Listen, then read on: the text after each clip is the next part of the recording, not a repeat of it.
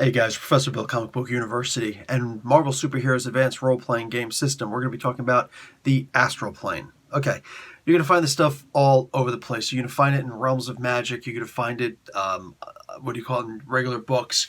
You just have to kind of know where to look. Anyway, I'm not feeling well, so please excuse me if I'm a little slow. But yeah, I'm just really way too excited to not be talking about the Astral Plane, basically. So the Astral Plane is a very special realm where, while the prime material plane is created mostly of carbon, like this, there's so much carbon in this world that we live in that the second most commonly found material component element is actually silicone, and there is 5 times or more the amount of carbon in this world than there is silicone, unless you're in California, but that's an entirely different story. And it's a testimony to how sick I am that I didn't laugh when I said that. Anyway, so bang, the astral plane itself is actually created of the element, magical element, ectoplasm. So yes, like Slimer and all those from the Ghostbusters. So, does that actually mean anything? Not unless you're going to do some kind of occult detective stuff and whatnot. Like, oh, I found some ectoplasmic residue here. What does this have to do with the prime material plane and the astral plane? But you can absolutely incorporate that into something. Anyway, as far as the astral plane itself, multiple different versions of the Marvel Universe, and don't even get me started on the DC Universe. But in the Marvel Universe, different Earths, different Earth dimensions have given different aspects as to what the astral plane actually is. So you're talking about the Earth 616, the main Marvel Universe. Talk about the Earth 1610 universe. You talk about other universes. But there are a bunch of different versions. And a good fun way to do this is to actually incorporate all of it. So the astral plane is only capable of being reached, for the most part, by telepaths, like really powerful telepaths, and magical users. Now, magical users can usually attain it quicker because it's simply a spell that you learn, and there's no prerequisite to learning how to actually astral travel. Someone who uses trance and things like that, I could see maybe if you really, really wanted to, allowing them to be able to reach the astral plane also, but maybe at a really low level, like feeble 2. Your distance isn't that great, bud. But at least you can now see into the astral plane. Let's just say something along those lines. Give them like astral sight at first until they build up their power. But telepaths can eventually do things like this. There is the actual power of astral travel, but there's also the you can use it as a power stunt with telepathy. So particularly powerful telepaths have this ability. And it's assumed that anybody with any kind of psychic abilities is able to access, in some way, shape, or form, utilize the astral plane. So even telekinesis, the idea is that you're somehow, weaving through the fabric of the astral in order to affect something else. On our plane of existence. Astral sight is something else somewhat entirely. Anybody who is in an astral form has astral sight. You can see everything around you in the astral. On the regular, somebody like the Hulk actually has this childlike ability to see ghosts, to see angels and things like that, to see demons. The Hulk can actually see into the astral. He can't affect it. He can't touch it, but he can interact with it. Talking, hearing, all that good stuff. But no actual touching.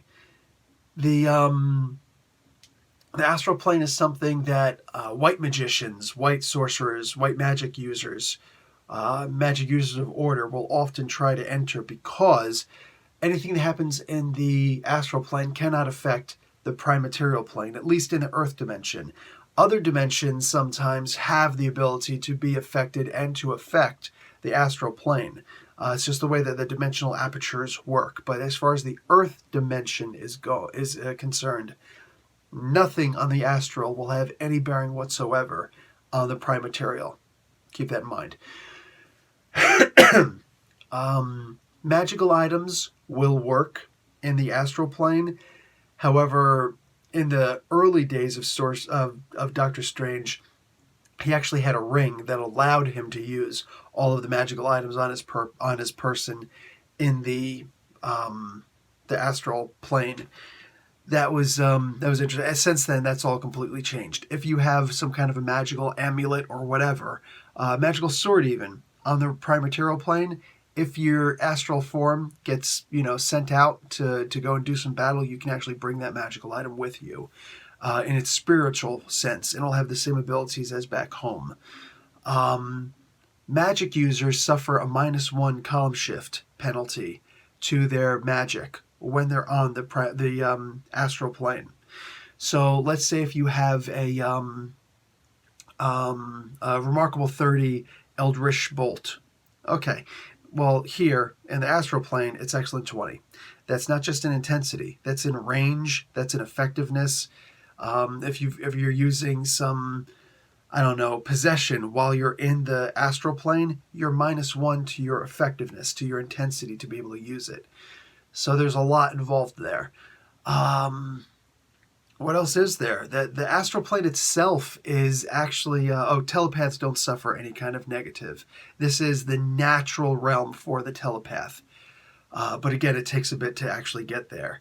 Now, if you want to have some kind of a magical device that allows you to use your magical items, or actually, give you a non+1, not a non-negative 1, so to fight at shift 0, when you're not shift 0, but no column shifts when you're in the astral plane, that's up to you. That's up to your campaign. Maybe you create a magical item like that. That's cool. I'm down with that. What else is there? The astral plane itself is an interesting place. In theory, in the greater Marvel universe, not just in the Earth dimension, there's a lower astral and an upper astral. Now, the lower astral is something that, much like in modern day, alive occult practices and theories on magic, the lower astral is something that everybody can reach, and everybody does reach for the most part. If you ever have a dream, you're on the lower astral plane.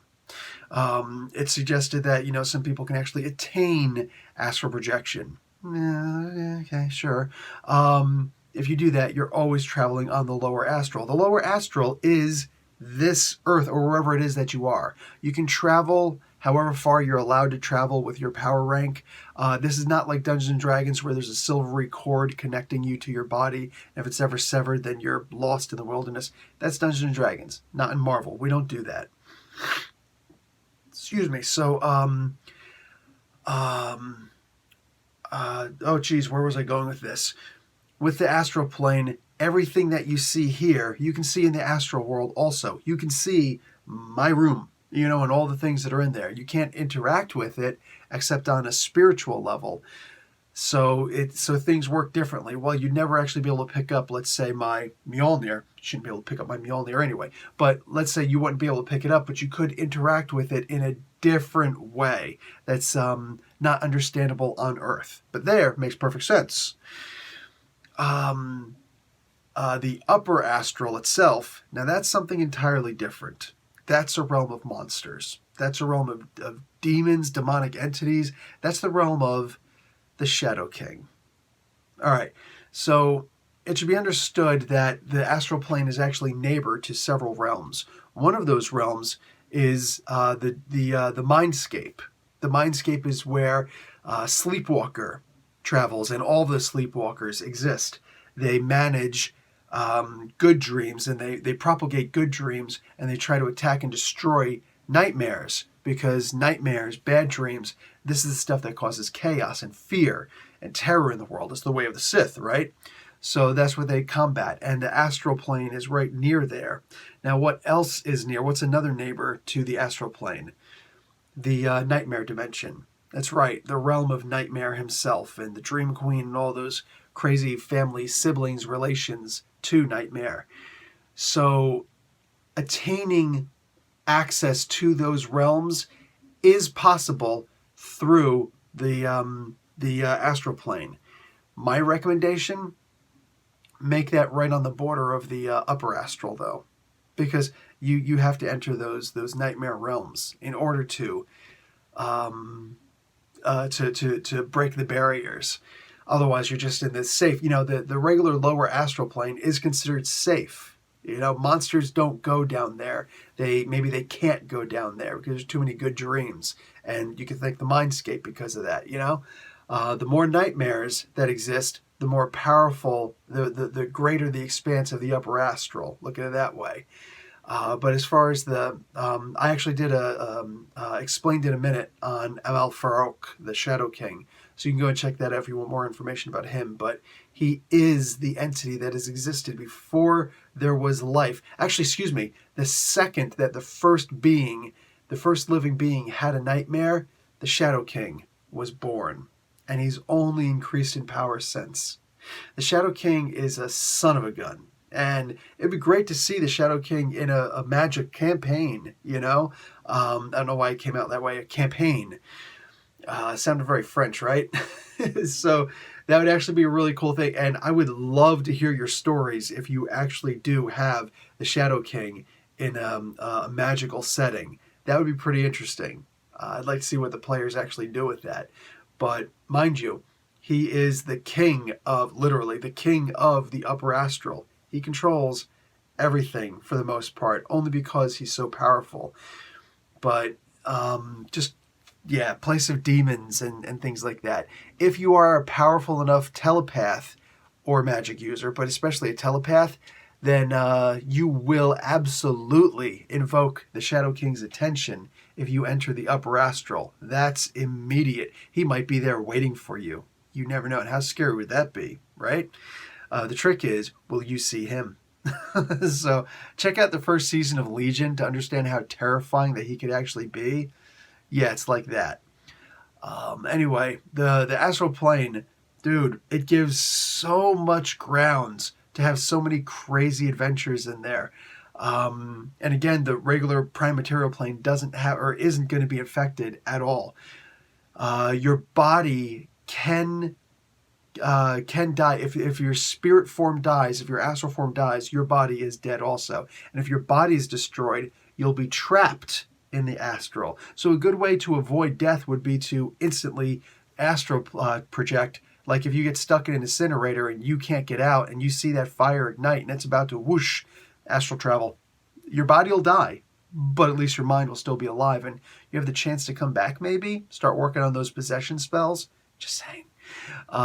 Anyway, someone who is in astral form does always have prime material sight also. You can always see who is on the prime material plane in this particular area in real time and just kind of chill, spy on people. That's actually kind of freaky. But yeah, it's true. So basically, this is the astral plane. The astral plane is one of my favorite gamescapes to play in because there's just so much you could do with it. So if you guys have any cool astral plane stories from Marvel campaigns or anything to that effect, please, I'm genuinely interested. All right, guys. That's it for this week. Professor Bill, Comic Book University. Class dismissed.